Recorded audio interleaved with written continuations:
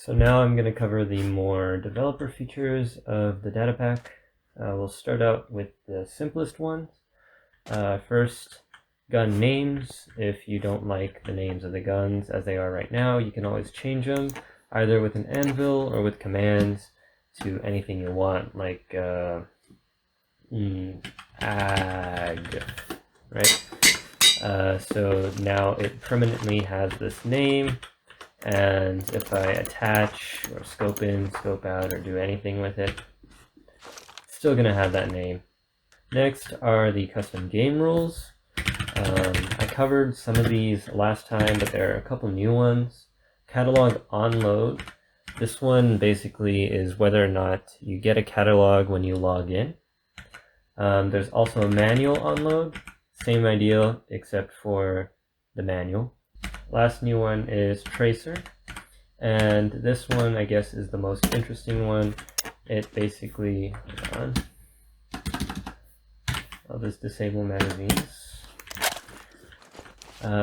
It has bullet tracers, so you can see where the bullets are actually firing.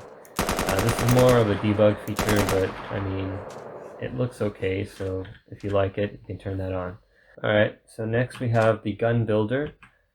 Basically, if you have an adventure map where you want to be able to give the player a gun pre-built with attachments, then you can do that with the gun builder.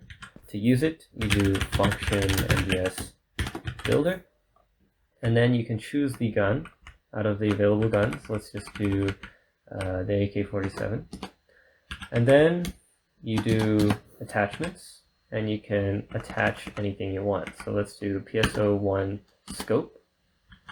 And then finally, you build the gun. And this is going to build that gun that you queued up. The player that runs the build command is the player that gets the gun. If you want to give a specific player a gun, then you would do like execute at whatever player and then run the build command. Next, if you're making a team deathmatch or something, multiplayer game, you'll want to record the kills of each player. To do that, there's a pre-made objective. It's called kills.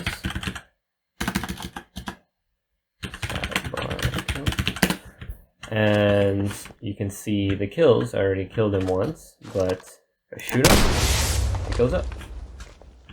Now on to the even more advanced features. We have weapon stats. To modify the weapon stats, you actually have to modify the Datapack itself. Here is the weapon stats file. It's under data mgs functions, core init, and it holds all the stats of the weapons and also some other cooldown information. So selector delay, this is the universal delay for your fire selector. So right now it's set to 350 milliseconds, about 20 ticks is 1 second, so 7 is about a third. It's basically the timer that the game waits for before it decides whether or not you're reloading or you're switching your fire selection. Next, we have magazine. That's mag capacity. Reload is the reload time. This has to do with sounds. You don't have to worry about that. Cooldown is basically the time between every bullet. So if you set this to 1, it's faster. Set this to 3, it's slower. Burst is the burst number. So an M16 has a burst of 3. Damage, this is just base damage in half hearts. Accuracy, you can modify the accuracy here. Just take a look at how it works. And then kick, this is basically how much recoil you have. I recommend 5 at most. If you go above 5, it gets a little bit weird. I have a couple guns above that, but for the most part they're below 5. And switch is basically the time it takes for you to switch to that weapon. Next, the penetration model. The penetration model is basically categorizing the blocks into 2 categories, either in air or solid, and then there's the unmarked category. So the air category is basically any block that will be treated as air, so the bullets will go through them without losing damage. The solid is basically any block that blocks bullets 100%, and bullets will not go through them. And then anything that's not included in these two will automatically be penetrable, so it'll go through that block and reduce the damage of the bullet by 1. If you want to add or disable mobs, then you would do that here. This is basically the supported mobs list. And then once you add a mob to the supported mob list, you also should add it to the radius and height. So find the correct radius. This is in thousandths of a block, and height, same deal, thousandth of a block, and then you just add them to the correct JSON file.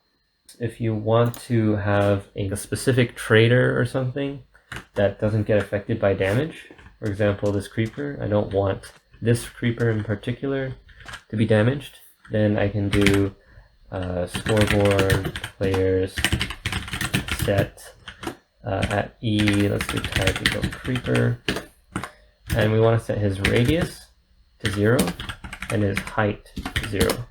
And now he's invulnerable to bullets because his hitbox is empty. And that's about it for the advanced features. If you guys have any more questions or suggestions, just leave a comment. I'll be sure to look at them and sort them out. See you guys.